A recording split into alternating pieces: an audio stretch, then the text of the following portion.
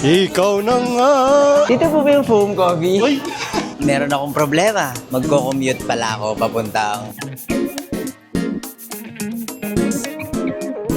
Magandang araw sa inyong lahat. Ako nga pala si Buji at mahilig ako mag-story time. Kung di nyo pa ako fina-follow i-follow nyo na ako. Welcome to another vlog. Dito ako ngayon sa Pasay City, sa Victory Liner particularly. Pupunta tayo sa Baguio City! Pero meron akong problema. Wala pa akong ticket. Actually, hindi biglaan yung trip. Pero biglaan na magko-commute pala ako papuntang Baguio City. Dahil meron akong mga kaibigan na imi-meet doon. Dapat sasabay ako sa kanila. Pero na-realize ko na sa Bulacan pala sila nakatira. At mahirap mag-commute mula dito sa Metro Manila papunta Bulacan ng umagang umaga. Ito ang gusto nating sakyan, ang first class ng Victory Liner. Ang pagkakamali ko ay hindi ako nakapag-book ng ticket ahead of time. Pumunta ako dito thinking na baka konti lang yung pasahero at makakasakay ako kagad ng bus. At nung chinay ko sa clock, too late na. Hindi na pwedeng mag-book. Anyway, baka tinatawag na yung pangalan ko. Ayun na, paalis na yung bus na gusto ko. Hindi ako umabot. Ayun nga, hindi tayo umabot dun sa bus dahil wala tayong ticket. Ang haba ng pila pala. So, I think it's a missed chance. Dapat ang ginawa ko ay nag-book na ako ahead of time. So, ayun, sayang. Very convenient pa naman kung sa Klook ako gagamit. Mas makakamura pa ako kung sa Klook ako nag-book kasi gagamitan ko ng discount code ko na Buji Baviera Klook. Bubo kayo ng transport, mag-hotel kayo, magagamit kayo ng activity sa mga travels nyo, don't forget to use my Klook code, Buji Baviera Klook, para maka-discount kayo at mag-book kayo in advance para hindi kayo nagagaya katulad ko. Naisip ko na lang na wala, papahinga na lang muna ako siguro ng konti dito sa terminal. Cha-chance ulit tayo pero this time sa regular air-conditioned bus na kasi yun na yung next bus. Ito yung bus na sana masakyan natin. Pero to be honest, gusto ko talaga makasakay ng first class bus dito sa Victory Liner. Dahil narinig ko ay madaming magagandang reviews. At parang sinasabi nila na mas maayos daw na first class yung kunin mo kaysa yung royal class. Yung parang may higaan. Kasi halos around 4 hours lang naman daw yung biyahe. So, mas practical. And at the same time, mas komportable kung first class yung bibilin mo. Pero ako, I don't mind naman kung yung sasakyan ko ay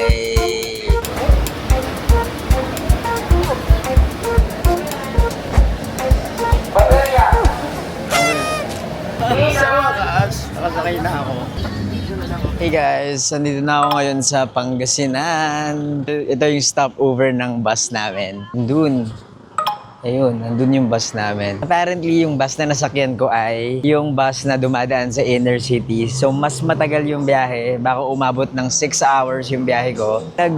NLEX, tapos TPLEX, tapos dire-diretso, umexit sa May Rosales. And ayun, nakakatuwa kasi itong stopover na to. Yung stopover na pinupuntahan namin or yung usual stopover ng Victory Liner. Ang tagal na mula nung huling beses na nakapunta ako dito. Hindi ko alam kung ilang minutes yung yung stopover namin, pero I guess pwedeng kumain. Time check 1:43 na ng hapon. Siguro kung nagkotse ako, by this time nakarating na ako ng Baguio, pero pinili kong mag-commute. So, ginusto ko yan. So, kailangan ko magtiis. May potato corner, tapos merong mga mami. So, merong mami, siopaw, siomay. Hindi ko napigilan guys, kumuha na ako ng pagkain. Chicken arroz caldo, 90 pesos. Beef siomay, 35 pesos. Gutom na ako. Ito na yung lunch ko, so itadakimasu. Merong itlog. Next time, kailangan talaga prepared ka.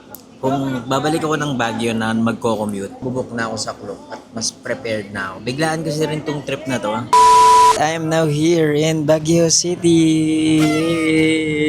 Time check, it's 4 p.m. So 9:30, 10:30, 11:30, 12:30, 1:30, 2:30, 3:30. After 6 hours and a half, nandito na ako ngayon sa the summer capital of the Philippines, Baguio City.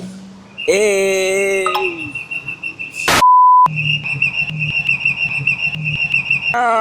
Pakunta ka ditong sumasayaw, pero anyway, nandito na ako sa Victory Terminal. Papunta na ako dun sa accommodation namin. Ando na yung mga friends ko. Nauna na sila. Dahil sila naman talaga yung nagplano nito. So, magta-taxi ako. Pero, nag-message kasi sila.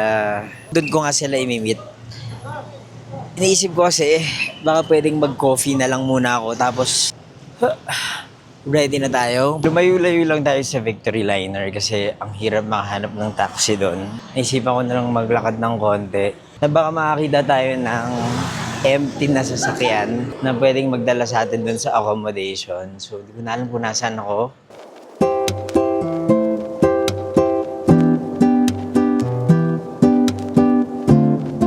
Okay, change of plans dahil sobrang hirap makakuha ng taxi.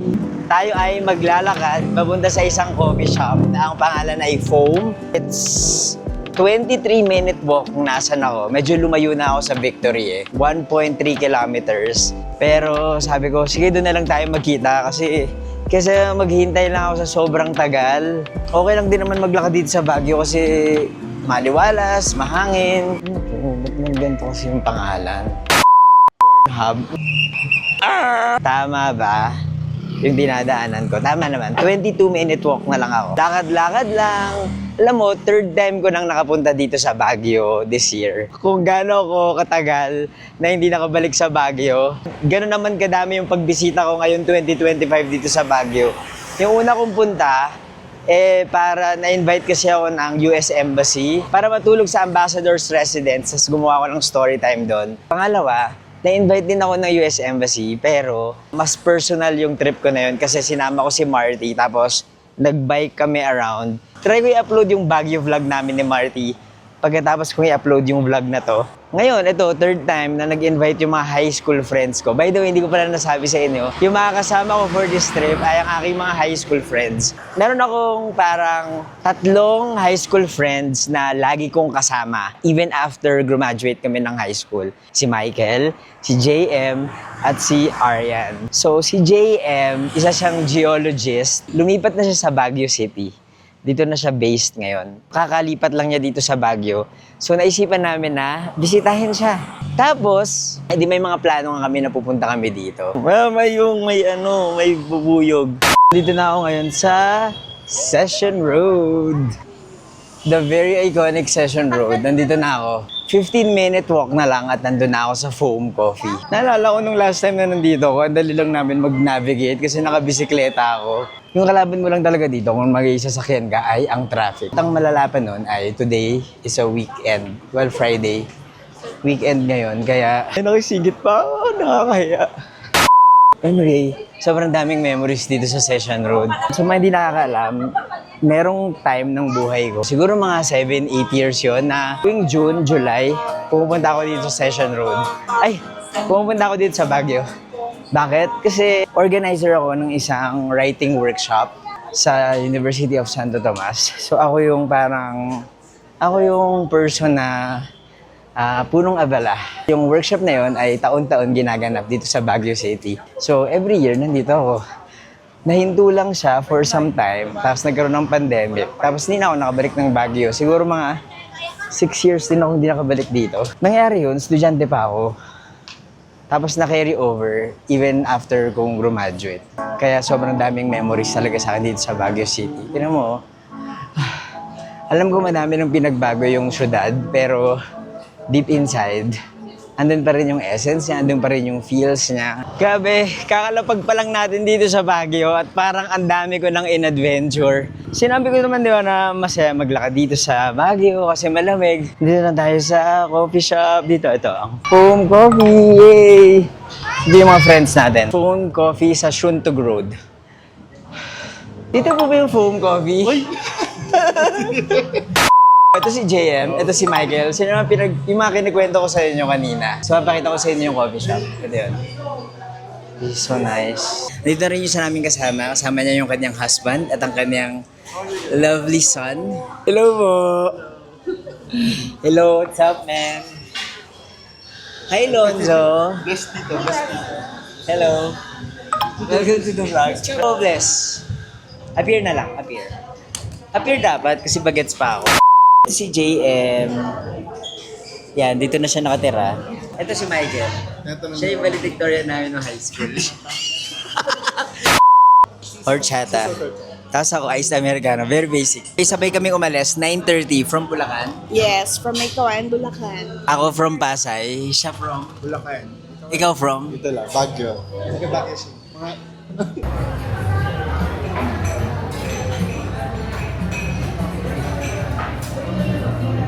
Umalis na kami dito ngayon sa Foam Coffee. At papunta kami ngayon sa Baguio Country Club dahil meron kaming pupuntahang Christmas Village. And nag-book lang kami ng Grab mula dito sa Shuntog. Pero ang problema namin ay nahanap namin ngayon yung Grab. Sa totoo lang, sobrang hirap mag-book ng Grab dito sa Baguio City. Kanina pa kami, siguro mga 30 minutes kaming nagbo-book ng Grab at wala kaming mabook. Dapat mag-hail na lang kami ng taxi pero for some reason, walang may gusto. Walang may gustong kumano sa amin. Lumabas para mag-abang. Ito na.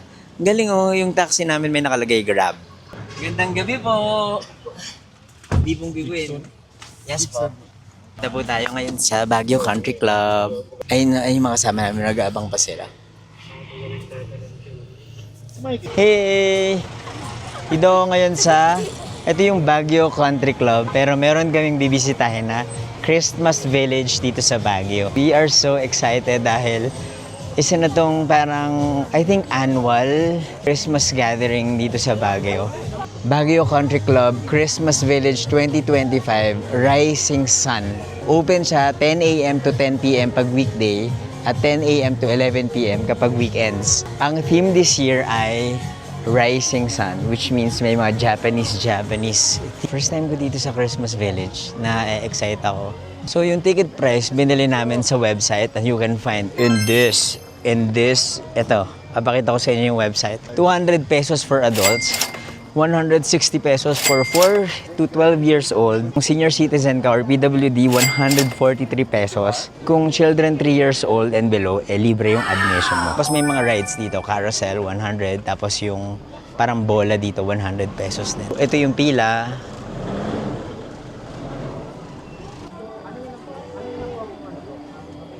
Yung friend ko yung bumili ng ticket. Ayan, papakita mo lang yung QR tapos isa-scan dito.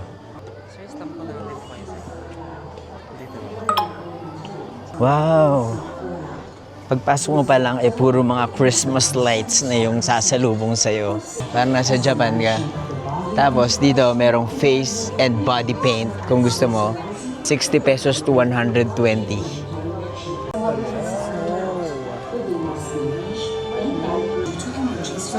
Kasama ko ngayon si Arya, si Tita Susan. Hi, Tita! Welcome sa vlog. Si Tito, and si JM, si Michael. May show bigla. Ano na, light show ba to? Ah, si Mama Mary.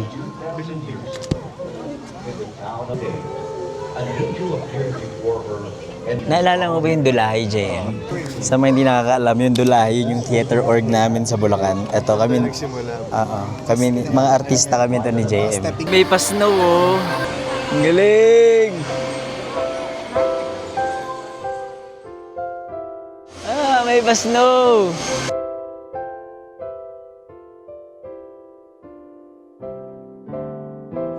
May snow! Lonzo, may snow! Ano masasabi mo? Wala siya sinabi. Oh my God! Para akong hello po. Para akong bata! Thank you po. Hello ka naman sa vlog, oh. Hello po. Galing. Actually, ano lang siya. Bula lang siya. Galing, nakakatuwa. Meron ba dito? Ang daming bubble machine na parang snow.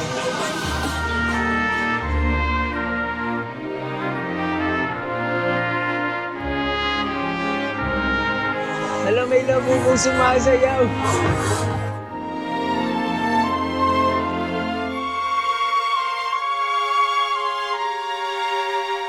don't worry about the performances kasi every hour daw nagkakaroon dito. So, anytime, kahit anong oras kayo pumunta dito, maaabutan nyo yung mga nagpa-perform dahil every hour, merong performances. Bumili kami dito ng hotdog, pero bawal kang magdala ng pagkain sa loob.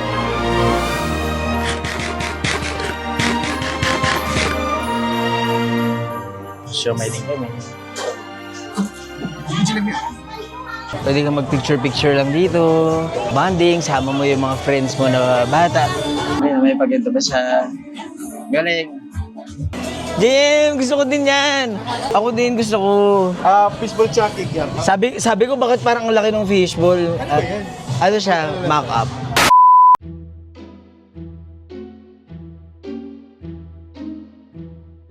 Ano yan? Ano ko Japanese?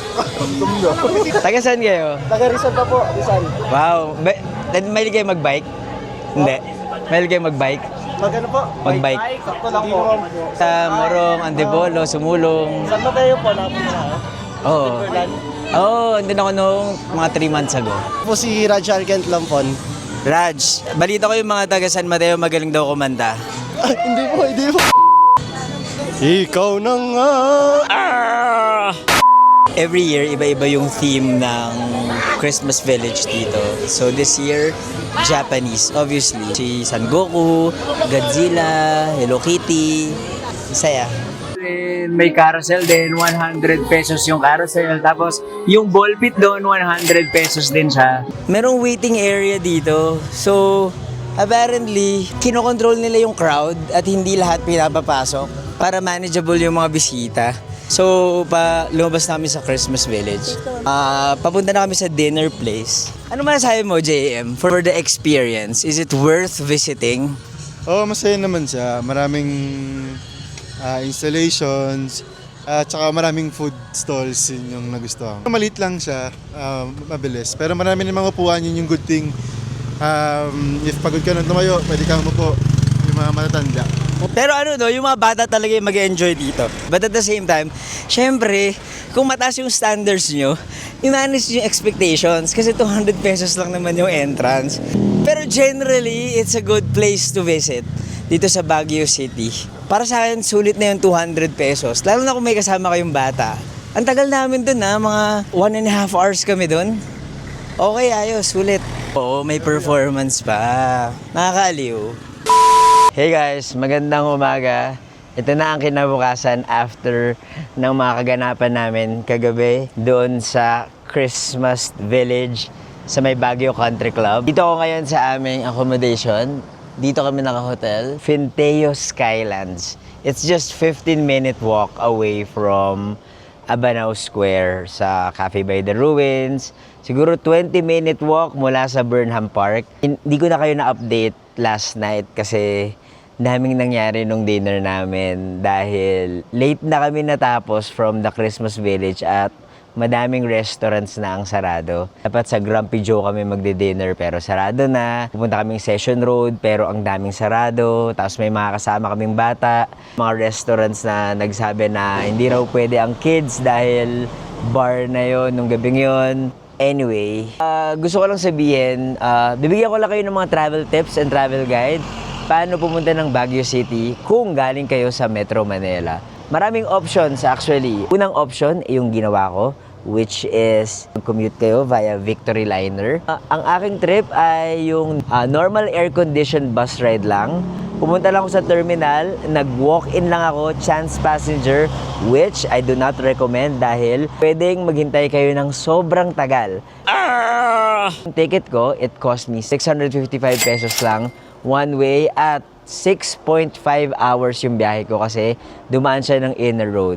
Merong mga other trips like deluxe, first class na, diretso Baguio na, which is 4 hours yon. Pero maganda kung makapag-reserve kayo ng ticket. Hindi kayo mag-reserve ng ticket sa terminal or sa online. Preferably sa Klook ako nagbubook ng ticket. At again, kung gagamit kayo ng Klook, whether it's hotel, activities, transport, you can use my code Buji Babiera Klook para magkaroon kayo ng discount. Another option para papuntang Baguio ay private car. Private car, yung mga friends ko, sabi nila, ang ginastos daw nila ay around 2,500 to 2,600 one way, including gas and toll. Yung toll, it can range from 700 to 800 pesos.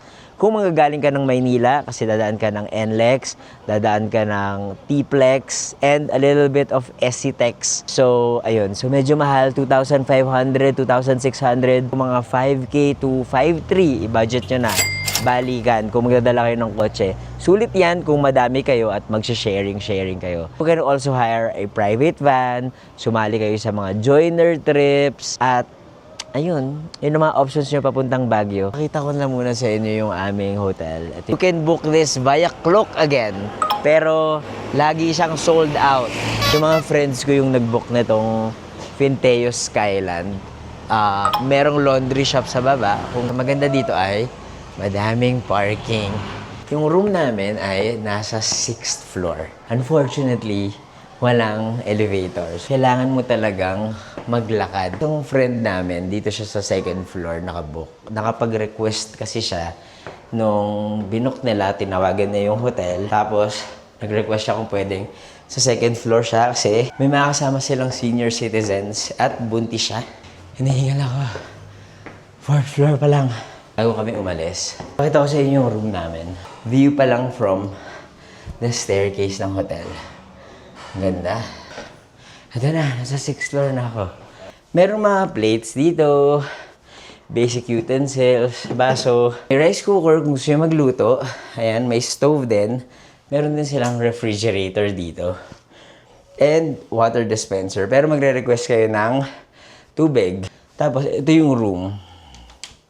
Ay, medyo magulo na. Good for 3 to. So, dito ako sa bunk bed. Tapos, dito yung dalawa kong friends. Tapos, meron din dito, pero dahil good for 3 lang, nag-prepare lang sila ng maluwag yung kwarto actually.